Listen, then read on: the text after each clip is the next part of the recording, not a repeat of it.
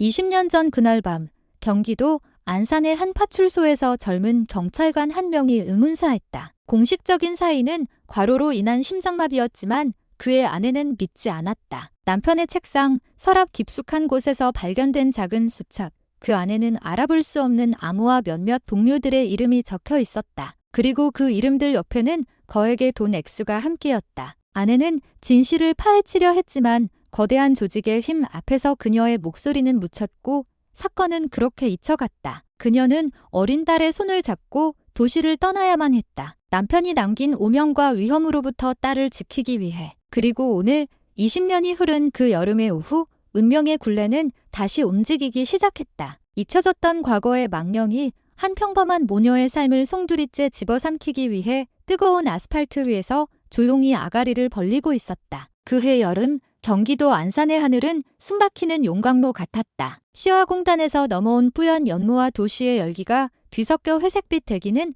폐부 깊숙이까지 뜨겁게 파고들었다. 아스팔트는 금방이라도 녹아내릴 듯 이글거렸고 그 위를 지나는 모든 것들은 아지랑이 속에서 흐릿하게 일렁였다. 낡은 배달용 3륜 스쿠터를 모는 박선영 씨의 등줄기에도 땀이 비 오듯 흘러내렸다. 헬멧 아래로 드러난 얼굴은 오랜 세월의 고단함과 햇볕에 그을려 검붉었지만 그 눈빛만은 묵묵히 앞을 향하고 있었다. 스쿠터 뒤편의 낡은 플라스틱 상자 안에는 오늘 새벽 시장에서 떼어와 팔고 남은 배추와 무, 파 몇 탄이 위태롭게 흔들리고 있었다. 얼마 팔지는 못했지만 오늘 저녁 딸 지혜와 함께 먹을 된장찌개 거리로는 충분했다. 20살을 갓 넘긴 딸 지혜를 떠올리자 끓어오르는 더위 속에서도 선영 씨의 입가에 희미한 미소가 번졌다. 편의점 아르바이트를 하며 제 앞가림을 하겠다고 애쓰는 딸이 기특하면서도 한편으로는 가슴 한구석이 늘 아렸다. 남편 없이 홀로 키운 딸에게 더 나은 세상을 보여주지 못한 미안함이 그녀의 어깨를 무겁게 짓눌렀다. 지혜가 좋아하는 두부도 한 모 사가야지. 나직이 혼잣말을 하며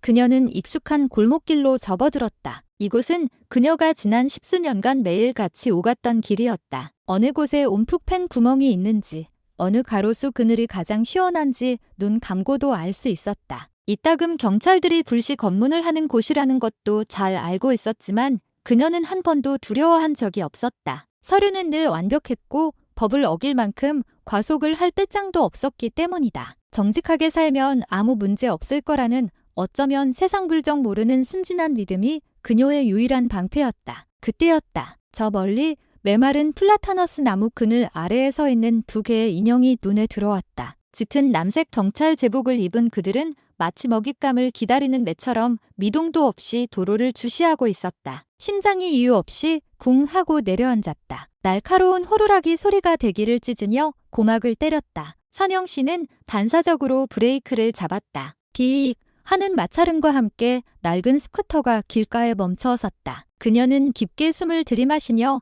있어 평정을 찾으려 했다. 그저 평범한 검문일 뿐이야. 하지만 그녀의 직감은 경고하고 있었다. 이글거리는 태양 아래 그녀의 평범했던 오후가 곧 무너져 내릴 것임을. 뜨겁게 달궈진 아스팔트 위로 두 명의 경찰, 김철민과 이강두가 그림자처럼 서 있었다. 김철민은 다부진 체격에 짧게 깎은 머리, 찌는 듯한 더위에도 흐트러짐 없는 자세로 권위적인 분위기를 풍겼다. 반면 이강두는 조금 더 의소했지만 날카로운 눈매와 삐딱하게 씹고 있는 껌에서부터 교활함이 묻어나왔다. 그들은 이 구역의 포식자였다. 법의 수호자라는 제복 뒤에 숨어 약한 자들을 상대로 자신들의 주머니를 채우는 데 익숙해져 있었다. 박선영 씨의 낡은 3륜 스쿠터가 시야에 들어왔을 때 김철민의 눈이 가늘어졌다. 그는 손을 들어 올리고 조금의 망설임도 없이 호루라기를 불었다. 선영 씨가 스쿠터를 갓길에 세우자 김철민이 거만한 걸음걸이로 다가왔다. 그의 경찰화가 아스팔트에 부딪히는 소리가 유난히 크게 들렸다. 서류 좀 봅시다. 명령조의 차가운 목소리였다. 선영 씨는 서둘러 낡은 지갑을 열어 자동차 등록증과 운전면허증을 꺼내 공손히 건넸다. 그녀의 손끝이 미세하게 떨렸다. 잘못한 것이 없어도 제복이 주는 위압감은 사람을 주눅들게 만들었다. 뒤에 서 있던 이강두는 팔짱을 낀 채 선영 씨의 행색과 스쿠터 뒤에 실린 야채들을 훑어보며 경멸적인 시선을 보냈다. 김철민은 서류를 건성으로 훑어보더니 고개를 까딱이며 선영 씨를 위아래로 훑었다. 서류는 이상 없는데 그의 목소리가 한 톤 낮아졌다. 방금 차선 위반하셨습니다. 선영 씨는 순간 귀를 의심했다. 네, 아닙니다. 경관님, 저는 정지선 전에 멈췄고 차선도 잘 지켰습니다. 김철민의 눈이 가늘어졌다. 그의 입가에 비웃음이 걸렸다. 옆에 있던 이강두가 한 걸음 다가서며 거들었다. 아주머니, 변명하지 마셔.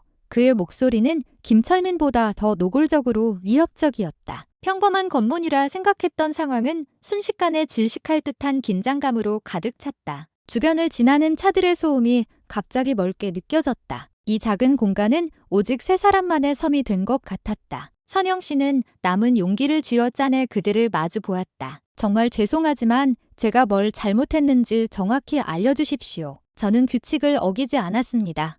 그녀의 목소리는 작았지만 그 안에는 단단한 심지가 박혀 있었다. 김철민이 피식 하고 짧게 웃었다. 기분 나쁜 웃음소리였다. 어쭈, 똑똑한 척은. 우리가 하는 일이 우스워 보여? 그는 이강두를 힐끗 쳐다보며 눈짓을 보냈다. 그들 사이에 보이지 않는 신호가 오고 갔다. 순식간에 그들의 눈빛이 변했다. 더 이상 법을 집행하는 경찰의 눈이 아니었다. 먹잇감을 구석으로 몰아넣고 즐기는 사냥꾼의 눈빛이었다. 선영 씨는 마른 침을 삼켰다. 심장이 불안하게 요동치기 시작했다. 그녀는 아직 알지 못했다. 이글거리는 태양 아래 버티고 선이 두 개의 그림자가 그날 그녀에게 닥칠 끼나긴 고통의 시작이라는 것을. 김철민은 허리에 손을 얹은 채 마치 중범죄자를 치조하듯 선영 씨를 쏘아보았다. 아주머니, 분명히 차선을 물고 들어왔어. CCTV에 다 찍혔을 거라고.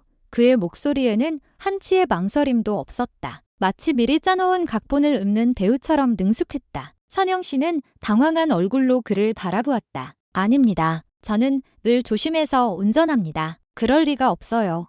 그녀는 최대한 정중하게 항변했지만 김철민은 고개를 저으며 실망했다는 듯한 표정을 지었다. 그는 다시 이강두에게 눈짓을 보냈다. 뜨거운 공기 속에서 선영 씨는 보이지 않는 덫에 걸려들고 있다는 불길한 예감에 휩싸였다. 뒤에 서 있던 이강두가 앞으로 나섰다. 그의 목소리가 주변 소음을 뚫고 날카롭게 울렸다. 시끄럽고 스쿠터에서 내려. 그 고함 소리에 길 건너편에 행인 몇몇이 힐끗 쳐다봤지만 이내 못 본 척 고개를 돌렸다. 경찰이 연루된 일에 끼어들고 싶어하는 사람은 아무도 없었다. 선영 씨는 깊게 숨을 들이마시며 가슴의 떨림을 억눌렀다. 사람들 앞에서 소란을 피우고 싶지 않았다. 그녀는 묵묵히 그의 말에 따라 뜨거운 아스팔트 위로 발을 내디뎠다. 그녀가 내리자마자 김철민은 팔짱을 끼고 경멸적인 시선으로 그녀를 훑었다. 그러게 조심 좀 하지 그랬어. 법을 어겼으면 책임을 져야지. 안 그래? 그의 말투에는 노골적인 조롱이 담겨 있었다. 선영 씨는 땀으로 번들거리는 그의 오만한 얼굴을 마주 보았다. 무언가 더 설명하고 싶었지만 이강두의 위협적인 눈빛이 그녀의 입을 막았다. 그들 사이의 긴장감은 한계에 다다르고 있었다. 선영 씨의 얼굴이 더위 때문이 아니라 분노와 두려움이 뒤섞인 감정 때문에 붉게 달아올랐다. 주변의 풍경이 마치 정지 화면처럼 느껴졌다. 몇몇 운전자들이 속도를 늦추고 멀리서 이 상황을 구경했지만 그뿐이었다. 김철민이 한 걸음 더 다가왔다. 이제 그들의 거리는 한 뼘도 채 되지 않았다. 이미 잘못한 거 변명은 그만하시지. 그가 비웃으며 말했다. 뒤에 있던 이강두는 마치 재미있는 구경이라도 난 듯 짧게 웃었다. 선영 씨는 스쿠터 손잡이를 꽉 쥐었다. 끓어오르는 분노를 간신히 억누르며 나직이 말했다. 저는 그냥 집에 가고 싶을 뿐입니다. 경관님. 하지만 그녀의 예언은 허공으로 흩어졌다. 먼지 날리는 도로 한복판에서 한 평범한 여성의 진실은 제복의 권위 아래 무참히 짓밟히고 있었다. 그녀는 그저 가족이 기다리는 집으로 돌아가고 싶었을 뿐인데도 말이다. 선영 씨가 뜨거운 아스팔트 위로 발을 내딛자마자 이강두가 잽싸게 움직여 스쿠터 핸들에 꽂힌 열쇠를 거칠게 뽑아들었다. 그리고는 아무 말 없이 자신의 제복 주머니에 쑤셔 넣었다. 그 모습을 본 선영 씨의 얼굴이 하얗게 질렸다. 경관님, 열쇠는 왜 가져가십니까?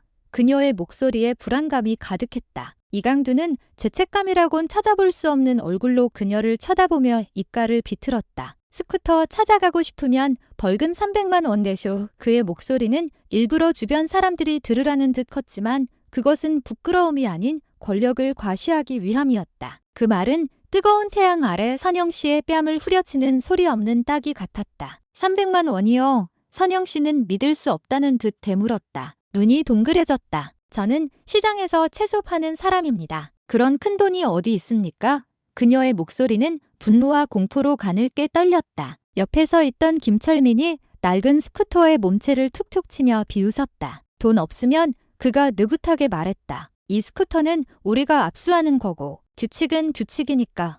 그의 말은 정당한 법 집행처럼 들렸지만 그 억양은 사채업자의 협박과 다를 바 없었다. 주변을 지나던 사람들은 두려움 가득한 눈으로 힐끗거릴 뿐 누구 하나 멈춰 서지 않았다. 자결하는 태양 아래 다른 차들의 소음은 사라지고 오직 선영 씨의 거친 숨소리와 빠르게 뛰는 심장 소리만 남은 듯했다. 그녀는 눈물이 그렁그렁한 채로 두 경찰을 번갈아 보았다. 경관님, 제발 이러지 마세요. 제가 잘못했다면 정식으로 벌금을 내겠습니다. 하지만 이건 아니지 않습니까? 하지만 그녀의 정직한 호소는 오히려 그들을 더욱 대담하게 만들었다. 김철민이 다가와 눈을 가늘게 떴다. 아주머니, 복잡하게 경찰서까지 가기 싫으면 그냥 여기서 해결해. 우리가 편히 봐주는 거니까. 이강두가 차가운 목소리로 거들었다. 우리도 사람이야. 근데 아주머니가 이렇게 고집부리면 이 스쿠터가 폐차장으로 가도 우릴 원망하지는 마셔. 그의 목소리는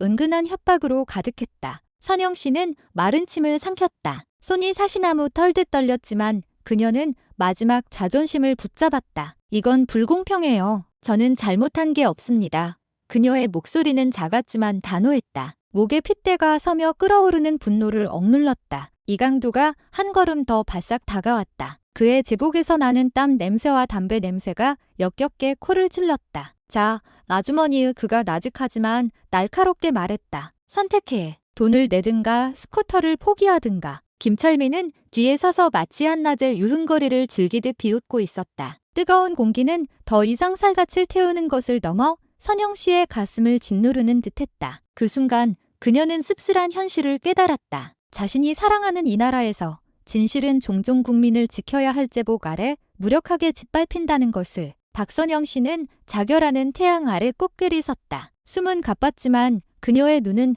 남은 용기를 모두 끌어모아 제복 입은 두 남자를 정면으로 응시했다. 저는 잘못한 게 없습니다. 나직하지만 단호한 목소리였다. 목소리는 분노로 떨리고 있었다. 돈 못 냅니다. 그 말은 늘 복종에 익숙했던 두 경찰에게 예상치 못한 반격이었다. 이강두의 얼굴이 순간 굳어졌다. 그는 짜증스럽게 코웃음을 쳤다. 더 이상의 대화는 없었다. 그의 육중한 손이 허공을 갈랐다. 덕 하는 둔탁한 소리가 지나가는 차들의 소음 사이로 선명하게 울려 퍼졌다. 그녀의 머리에 눌러쓰고 있던 낡은 헬멧이 벗겨져 아스팔트 위로 나뒹굴었고 입술 끝에서 비릿한 피가 흘러내렸다. 선영 씨는 비틀거렸지만 쓰러지지는 않았다. 그녀는 두려움보다 믿을 수 없다는 충격에 휩싸여 이강두를 바라보았다. 한 인간이 무력한 사람에게 어찌 이리 잔인할 수 있단 말인가. 하지만 그녀가 입을 열기도 전에 김철민이 낡은 스쿠터를 옆에서 걷어찼다. 쾅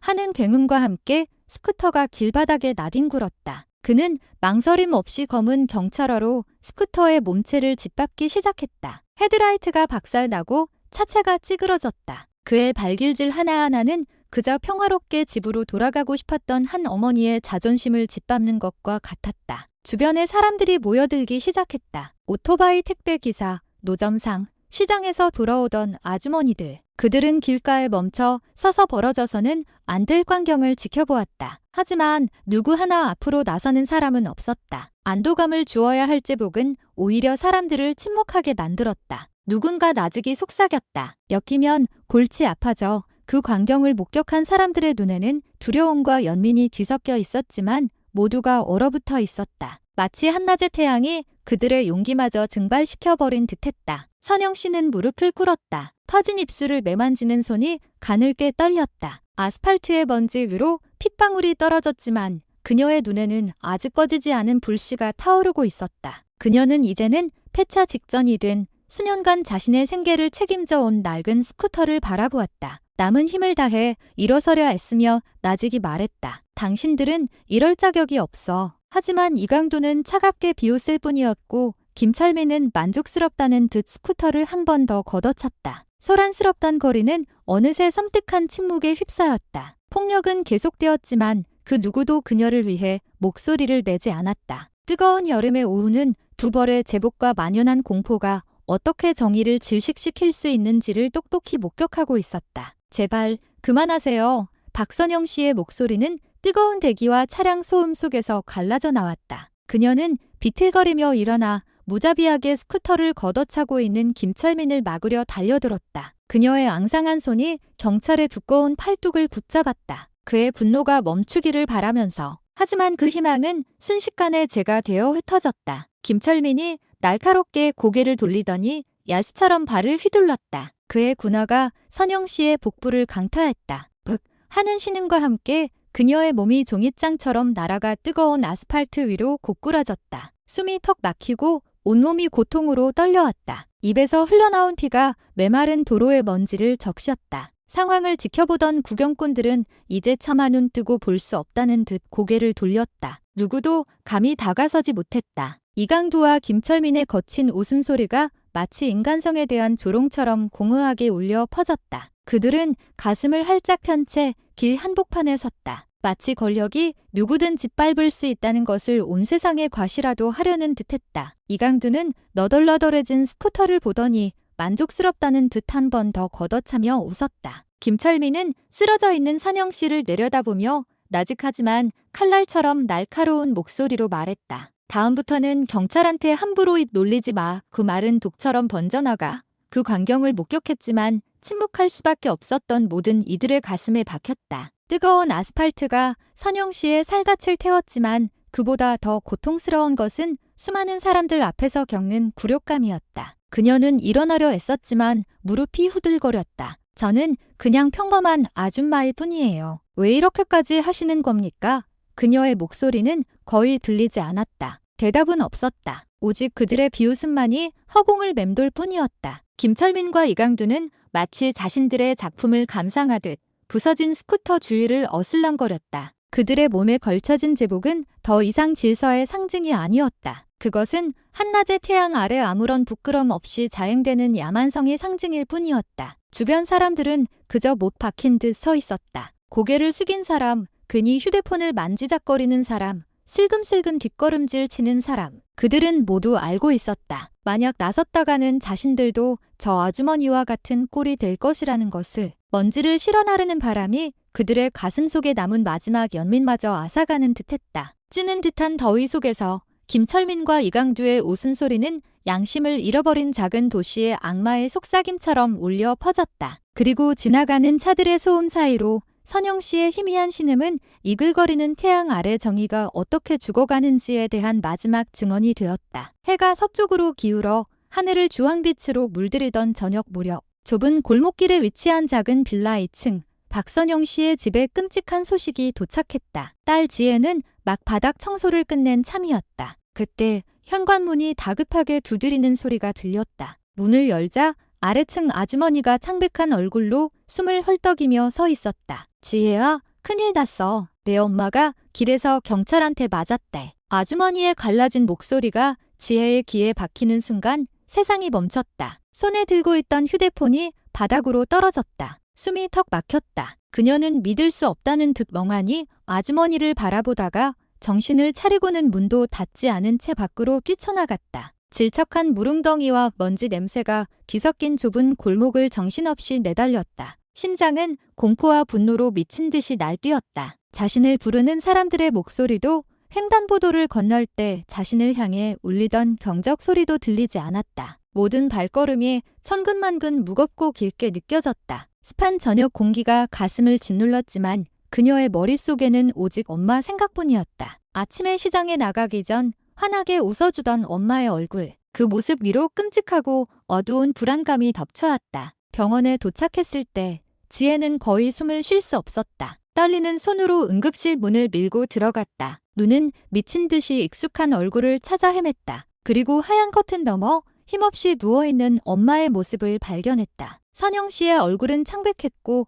입술은 터져 시퍼렇게 멍들어 있었다. 몸 여기저기에 붕대가 감겨 있었다. 지혜는 숨을 참았다. 갈라진 목소리로 엄마를 불렀다. 엄마. 그 목소리에 선영 씨가 천천히 눈을 떴다. 흐릿한 시선으로 딸을 바라보았다. 지혜의 눈에서 참았던 눈물이 왈칵 쏟아져 내렸다. 피와 먼지로 얼룩진 하얀 병원 시트 위로 눈물방울이 떨어졌다. 누가 이랬어? 엄마? 지혜의 목소리는 서 있기조차 힘들 만큼 떨렸다. 선영 씨가 천천히 손을 들어 딸의 손을 잡으려 애썼다. 경찰 2명. 그 사람들이 그녀의 목소리는 힘이 없었다. 한마디 한마디가 극심한 고통을 참아내는 투쟁처럼 들렸다. 지혜는 엄마의 손을 꼭 잡았다. 텅 빈 눈으로 병실벽을 응시했다. 슬픔은 이내 차가운 분노가 되어 타오르기 시작했다. 그녀는 마음속으로 맹세했다. 절대로 가만히 있지 않겠다고. 무슨 일이 있어도 그 2사람을 찾아내 그들이 엄마에게 저지른 짓을 온 세상에 알리겠다고. 이 잔인한 여름의 오후에 벌어진 일을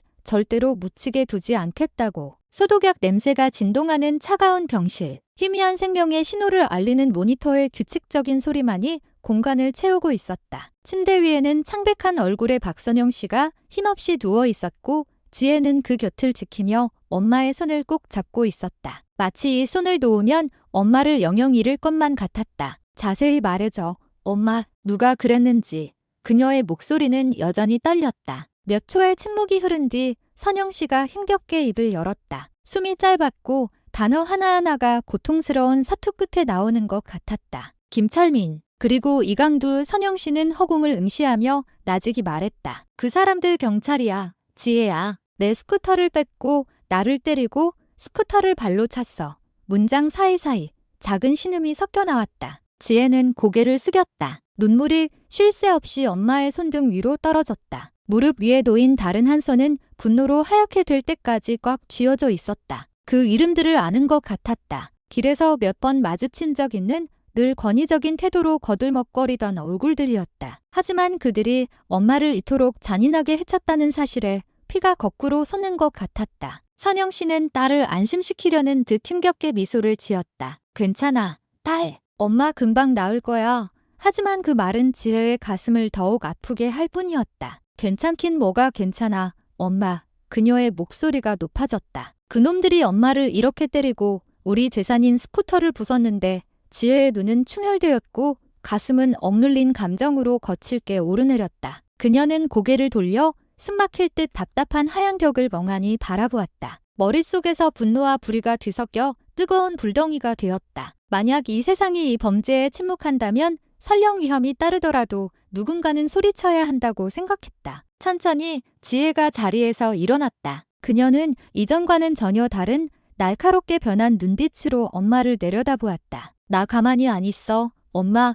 낮지만 단호한 목소리였다. 그놈들 반드시 책임지게 할 거야. 목소리는 떨렸지만 그 안에는 결코 꺾이지 않을 의지가 담겨 있었다. 선영 씨가 딸의 손을 잡으려 했지만 지혜의 결심은 이미 굳건했다. 그 순간 지혜의 마음속에 복수의 불꽃이 피어올랐다. 그 불꽃은 두려움 속에 잠들어 있던 힘을 깨웠다. 이것은 더 이상 스쿠터나 육체적 상처의 문제가 아니었다. 이것은 인간의 존엄성에 관한 문제였다. 자신의 의무를 망각한 두제복에 의해 먼지 나는 길바닥에서 짓밟힌 정의에 관한 문제였다. 다음 날 아침, 아직 새벽의 습기가 채가시지 않은 시간. 지혜는 경찰서 앞에 도착했다. 그녀의 눈은 안산단원경찰서라는 큼지막한 간판이 걸린 낡고 권위적인 갈색 건물을 날카롭게 쏘아보고 있었다. 그녀의 걸음은 빠르고 망설임이 없었다. 얼굴은 분노로 굳어 있었다. 경찰서 안으로 들어서자 땀과 묵은 커피, 담배 냄새가 뒤섞인 퀴퀴한 공기가 그녀를 맞았다. 서류 더미가 산처럼 쌓인 낡은 책상들, 그리고 구석에서는 몇몇 경찰들이 한가롭게 농담을 주고받고 있었다. 곧 들이닥칠 분노의 폭풍을 전혀 눈치채지 못한 채 지혜는 곧장 민원 창구로 향했다. 목소리는 칼날 같았다. 김철민, 이강두 경관, 지금 당장 만나러 왔습니다. 창구 너머에 앉아있던 의경이 깜짝 놀라 경계심 가득한 눈으로 지혜를 쳐다보았다. 두 분 지금 외근 중이십니다. 그의 목소리는 마치 외운 대사를 읊는 것처럼 어색했다. 하지만 지혜는 그것이 거짓말임을 직감했다. 외근이요. 그녀는 억누르는 듯한 목소리로 되물었다. 아니면 우리 엄마 병원에 쳐넣고 무서워서 숨어있는 거겠죠.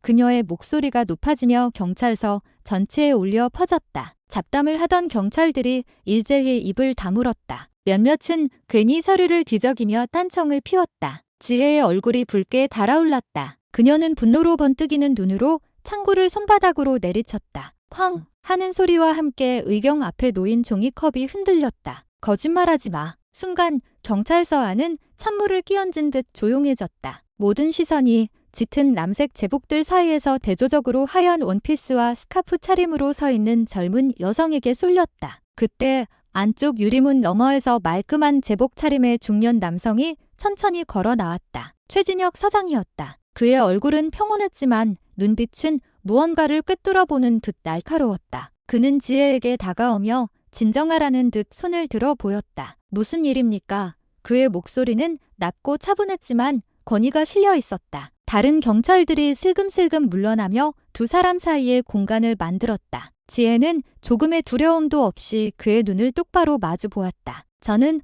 어제 당신들 소속 경찰 2명, 김철민과 이강두에게 폭행당한 박선영 씨의 딸입니다. 그녀의 목소리는 단호했다. 최진혁 서장은 잠시 침묵하더니 마치 그 이름들을 처음 듣는다는 듯 깊은 한숨을 내쉬었다. 진정해요, 박지혜 양.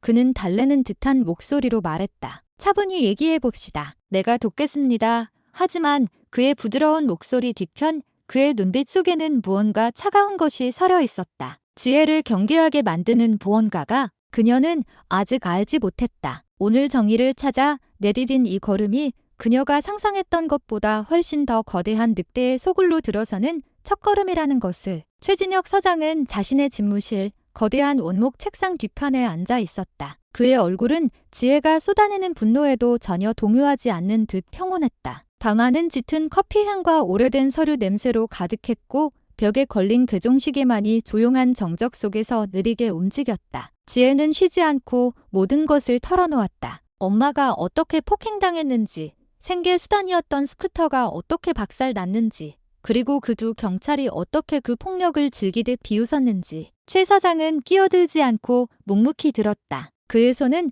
책상 위에서 깍지를 끼고 있었고 분노로 붉어진 지혜의 얼굴을 이따금 쳐다볼 뿐이었다. 이야기가 끝나자 그는 잠시 고개를 숙였다가 낮고 깊은 목소리로 말했다. 진정해요, 지혜 양. 이 사건 우리가 아주 심각하게 다루겠습니다. 그의 목소리는 부드럽고 확신에 차 있었다. 마치 믿음직한 지도자에게서나 들을 수 있을 법한 목소리였다. 병원비는 전액 우리가 보상하겠습니다. 그리고 문제의 두 직원은 반드시 조사해서 합당한 처벌을 받게 할 겁니다. 그의 말에 지혜의 격앙된 목소리가 조금은 누그러졌다. 그의 진심 어린 태도를 믿고 싶었다. 하지만 가슴속 깊은 곳에서는 설명할 수 없는 불안감이 여전히 남아 있었다. 지혜는 알지 못했다. 최 사장의 눈이 대화 도중 몇 번이나 뒤쪽 문을 향해 빠르게 움직였는지, 무언가 보이지 않는 것을 감시하는 듯한 그 눈빛을. 그는 잠시 고개를 돌렸다가 이내 알아채기 힘든 희미한 미소를 지으며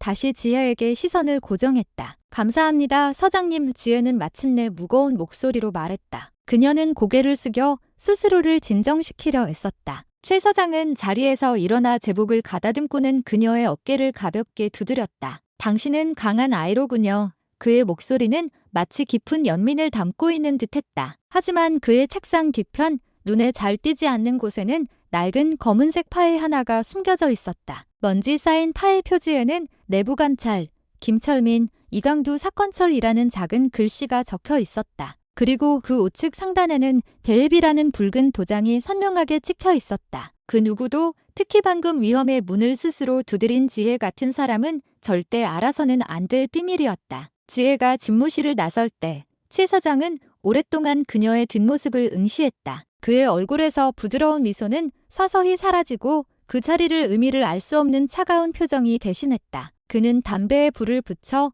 연기를 천장으로 길게 내뿜었다. 희미한 조명 아래 그의 손가락이 책상을 3번 가볍게 두드렸다. 그 누구도 듣지 못했지만 문 뒤에 서 있던 단 한 사람의 그림자에게는 분명한 신호였다. 모든 걸 조용히 처리해. 그는 고개를 돌리지 않은 채나직이 말했다. 문 뒤의 그림자가 짧게 대답했다. 알겠습니다, 서장님. 그리고 그 순간 지혜의 발걸음은 경찰서를 멀어져 가고 있었다. 방금 약속받은 정의가 그 아래에 숨겨진 훨씬 더 어두운 진실의 껍데기에 불과하다는 사실을 까맣게 모른 채 최진혁 서장의 집무실을 나온 지혜는 안도의 한숨을 내쉬었다. 윗선의 약속을 들으니 무거운 짐이 조금은 덜어진 기분이었다. 하지만 그 평온함은 단 몇 초도 가지 못했다. 경찰서에 길고 어두운 복도를 걷는 발걸음이 어딘지 모르게 이상했다. 등 뒤에서 그녀의 발걸음을 따라오는 또 다른 발소리가 들려왔다. 느리지만 분명하게. 그녀는 힐끗 뒤를 돌아보았지만 복도는 텅 비어 있었다. 작은 창문으로 들어온 빛이 바닥에 반사되어 움직이는 그림자를 만들어낼 뿐이었다. 지혜는 희귀한 건물에서 빨리 벗어나고 싶은 마음의 걸음을 재촉했다. 하지만 몇 걸음 떼지 못했을 때 등 뒤에서 날아온 강력한 발길질이 그녀의 등을 강타했다. 억 하는 소리와 함께 그녀의 몸이 차가운 타일 바닥으로 내동댕이 쳐졌다. 어깨가 바닥에 부딪히고 갑작스러운 고통에 숨이 턱 막혔다. 그녀가 미처 몸을 일으키기도 전에 익숙하고도 거친 목소리가 울려 퍼졌다. 아직도 정신 못 차리고 일러 바치러 와? 어무 이강두가 흉악한 얼굴로 그녀를 내려다보고 있었다. 그의 눈은 분노로 충혈되어 있었다. 구겨진 제복과 이마의 땀방울이 창문으로 들어온 햇빛에 번들거렸다. 그는 몸을 숙여 지혜의 하얀 원피스 옷깃을 움켜쥐고는 그녀의 머리를 바닥에 거칠게 내리찧었다. 여기서 누가 널 구해줄 것 같아. 그의 목소리는 얼음장처럼 차가웠다. 지혜는 저항하며 그의 손을 뿌리치려 했지만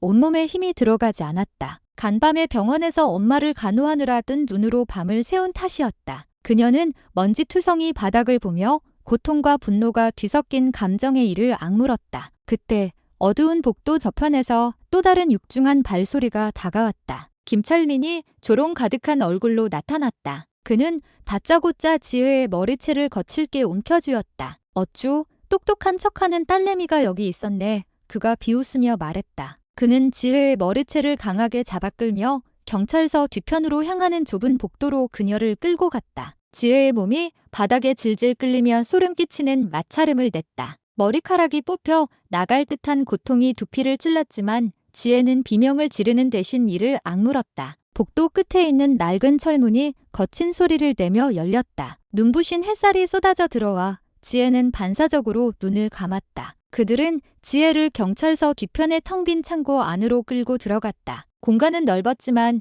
먼지로 가득했고 천장의 구멍으로 햇빛이 가느다란 줄기처럼 쏟아져 내리고 있었다. 공기 중에는 먼지 입자들이 춤을 추듯 떠다니며 그 안에서 벌어지는 잔혹함과 기묘한 대조를 이루었다. 김철민이 지혜의 몸을 방 중앙으로 내던졌다. 그녀는 힘없이 바닥에 쓰러졌다. 이강두가 쾅 하는 소리와 함께 철문을 닫았다. 이제 아무도 널 못 구해. 그가 잔인한 미소를 지으며 말했다. 지혜는 바닥에 쓰러진 채 그들을 노려보았다. 얼굴은 먼지와 입술에서 마른 피로 더러워져 있었다. 온몸을 짓누르는 고통 속에서 그녀는 비로소 깨달았다. 방금 들었던 모든 약속은 그저 함정이었음을. 그리고 지금 그녀는 이미 오래전에 양심을 잃어버린 두 짐승의 소나기에 홀로 남겨졌다는 것을. 경찰서 뒤편 창고의 공기는 숨쉬기조차 힘들 만큼 무겁고 긴장감이 넘쳤다. 천장의 구멍으로 쏟아지는 햇빛은 떠다니는 먼지들 사이로 밝은 선을 그었다. 그 아래 박지혜는 차가운 바닥에 쓰러져 있었다. 김철민과 이강두는 그녀를 내려다보고 있었고 문가에는 다른 경찰 몇몇이 침묵 속에서 이 광경을 지켜보고 있었다. 그들 중 누구도 감히 움직이지 않았다. 그들의 얼굴에는 동정이 아닌 두려움이 역력했다. 이 일에 끼어드는 순간 자신의 경력이 끝장날 것임을 알고 있었기 때문이다. 지혜는 희미한 속삭임을 들었지만 김철민이 그들을 날카롭게 쏘아보자 모든 소리가 멎었다. 권력자가 움직일 때 나머지는 복종할 뿐이었다. 김철민이 지혜의 머리채를 거칠게 움켜쥐고 콘크리트 벽에 내리쳤다. 쿵 하는 둔탁한 소리가 창고 안에 울렸다. 벽에 작은 균열이 생기고 지혜의 입에서 고통스러운 신음이 터져나왔다. 이강두는 쓰러진 그녀의 복부를 여러 차례 걷어찼다. 지혜의 몸이 새우처럼 말렸다. 살고 싶으면 입 다물어. 김철민이 명령조로 소리쳤다. 그 목소리는 마치 미쳐버린 폭군의 명령처럼 등골을 서늘하게 했다. 하지만 온몸을 태울 듯한 고통 속에서도 지혜의 눈은 똑똑히 뜨여 있었다. 그 눈빛에는 이전과 다른 무언가가 있었다. 두려움이 아니었다. 그것은 용기로 변모하기 시작한 분노였다. 이마에서 흘러내린 피가 뺨을 타고 먼지로 더러워진 하얀 스카프를 붉게 물들였다. 숨은 가빴지만 그녀의 시선은 꺼지지 않는 불꽃처럼 타올랐다. 두 경찰의 조롱 섞인 고함과 비웃음 사이로 지혜는 자기 자신의 목소리가 머릿속에서 울리는 것을 들었다. 피해자도 반격할 수 있어. 그 문장은 마치 그녀의 남은 힘에 불을 붙이는 것 같았다. 그녀는 이를 악물고 온몸의 통증을 무시한 채 천천히 손바닥으로 바닥을 짚었다. 몸의 떨림은 더 이상 공포 때문이 아니었다. 그것은 권력에 의해 더럽혀진 하늘 아래에서 야생처럼 자라난 투지였다. 순간 지혜는 비틀거리며 자리에서 일어났다. 숨은 거칠었고 얼굴은 상처투성이었지만 그녀의 눈은 숯불처럼 이글거렸다. 김철민과 이강두는 놀란 눈으로 그녀를 쳐다보았다. 자신들이 짓밟았던 피해자가 다시 일어설 것이라고는 상상도 못했던 것이다. 입 다물라고 했지. 김철민이 소리치며 주먹을 휘둘렀다. 하지만 이번에 지혜는 겁에 질려 피하지 않았다. 그녀는 그들을 똑바로 도전적으로 응시했다. 그 순간 창고 안의 정적이 깨졌다. 구경하던 경찰들은 숨을 죽였다. 떠다니는 먼지와 비스듬히 쏟아지는 햇살 속에서 지혜는 더 이상 피해자처럼 보이지 않았다. 그녀는 저항의 그림자였다. 두려움을 힘으로 바꾸어낼 준비가 된 한 명의 전사였다. 창고 안의 공기가 갑자기 무겁고 고요해졌다. 김철민이 다음 공격을 위해 주먹을 휘두르며 앞으로 나섰다. 하지만 지혜가 더 빨랐다. 마치 보이지 않는 힘에 이끌린 듯 그녀의 몸이 반사적으로 움직였다. 그녀는 가볍게 몸을 틀어 김철민의 주먹을 피하는 동시에 그의 얼굴을 손바닥으로 강하게 후려쳤다. 작 하는 날카로운 파열음이 낡은 벽들 사이로 울려 퍼졌다. 지켜보던 모두가 숨을 삼켰다. 거구의 김철민이 비틀거리며 뒤로 물러나 벽에 등을 부딪혔다. 그의 눈은 초점을 잃은 채 허공을 향했다. 지혜는 그의 앞에 섰다. 얼굴은 더러웠고 하얀 스카프는 한쪽이 찢어져 있었다. 하지만 분노로 벼려진 그녀의 눈빛은 강철처럼 날카로웠다. 거친 숨을 몰아쉬며 그녀는 더 이상 두려워하지 않는 자의 눈으로 김철민을 담담히 응시했다. 그 광경을 본 이강두가 소리치며 달려들었다. 미친 거냐? 그가 지혜를 붙잡기 위해 손을 뻗었다. 하지만 그가 채 닿기도 전에 지혜의 몸이 다시 움직였다. 그녀의 반사신경은 생존 본능에 의해 극도로 날카로워져 있었다. 몸을 옆으로 비틀며 이강두의 복부를 팔꿈치로 가격하고 이어서 그의 턱에 강력한 주먹을 날렸다. 이강두가 컥 하는 소리와 함께 뒤로 물러섰다. 그는 균형을 잃고 비틀거리다. 구석에 쌓여있던 낡은 나무 상자 더미 위로 쓰러졌다. 우지끈 하고 나무가 부서지는 소리가 창고 안에 크게 울렸다. 이제 지혜는 방 중앙에 홀로 서 있었다. 천장의 구멍으로 쏟아지는 햇살 아래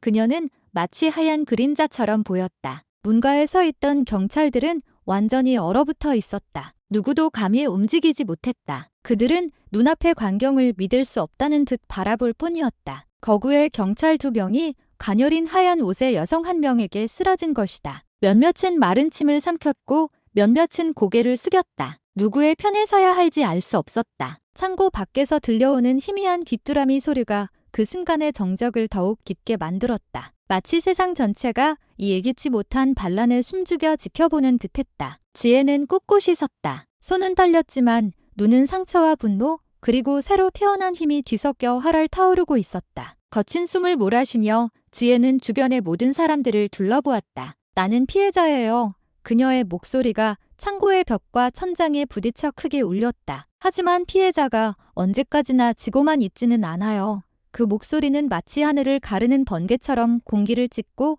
듣는 모든 이들의 심장을 뒤흔들었다. 경찰들은 서로를 쳐다보았다. 몇몇은 부끄러움의 시선을 내렸다. 먼지 가득한 창고 안에서 지혜는 혼자 서 있었지만 그녀가 뿜어내는 기운은 그 방 안의 그 누구보다도 거대했다. 그녀의 내면에서 무언가가 영원히 변해버렸다. 피해자는 일어섰고 두려움은 더 이상 침묵시킬 수 없는 용기가 되었다. 그때 날카로운 사이렌 소리가 오후의 정적을 깨뜨렸다. 창고 밖에서 육중한 군화 소리가 다급하게 다가왔다. 쾅 하는 소리와 함께 낡은 철문이 거칠게 열리고 눈부신 햇살과 함께 최진혁 서장이 2명의 경관을 대동하고 안으로 들어섰다. 방 안의 공기가 순식간에 차갑게 얼어붙었다. 지혜는 먼지 구덩이 속에 서 있었다. 온몸은 상처투성이었고 숨은 가빴다. 바닥에는 김철민과 이강두가 무력하게 쓰러져 있었다. 다른 경찰들은 즉시 몸을 바로 세우고 상급자에게 경례했다. 하지만 최 서장은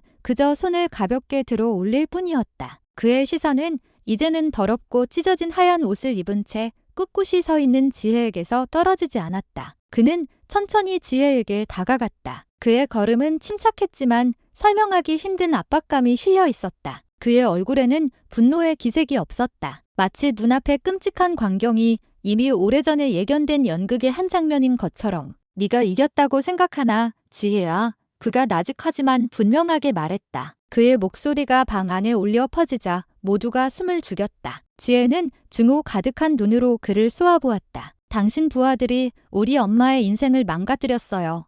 그녀가 날카롭게 쏘아붙였다. 하지만 최 사장은 대답 대신 제복 안주머니에서 무언가를 꺼냈다. 가장자리가 누렇게 바른 낡은 사진 한 장이었다. 그는 침착한 동작으로 그것을 지혜에게 보여주었다. 사진 속에는 낡은 파출소 마당을 배경으로 4명의 경찰이 나란히 서 있었다. 중앙에는 지혜가 너무나도 잘 아는 얼굴, 그녀의 아버지가 있었다. 그녀가 늘 정직하고 좋은 사람으로 기억했던 아버지가 다른 세 남자들 사이에서 힘없는 미소를 짓고 있었다. 그들은 바로 최진혁, 김철민, 그리고 이강두였다. 내 아버지, 한때는 우리 식구였지. 최 사장이 담담하게 말했다. 그의 눈이 지혜를 날카롭게 꿰뚫었다. 이 모든 건 아주 오래전부터 계획된 일이야. 지혜의 세상이 멈추는 듯했다. 그녀의 손이 떨리며 사진을 받아들었다. 영웅으로만 알았던 아버지의 얼굴을 뚫어지라 쳐다보았다. 머릿속이 복잡하게 얽히며 방금 눈앞에 던져진 진실을 거부하려 애썼다. 최 사장이 몇 걸음 더 다가왔다. 내 아버지는 배신자였어.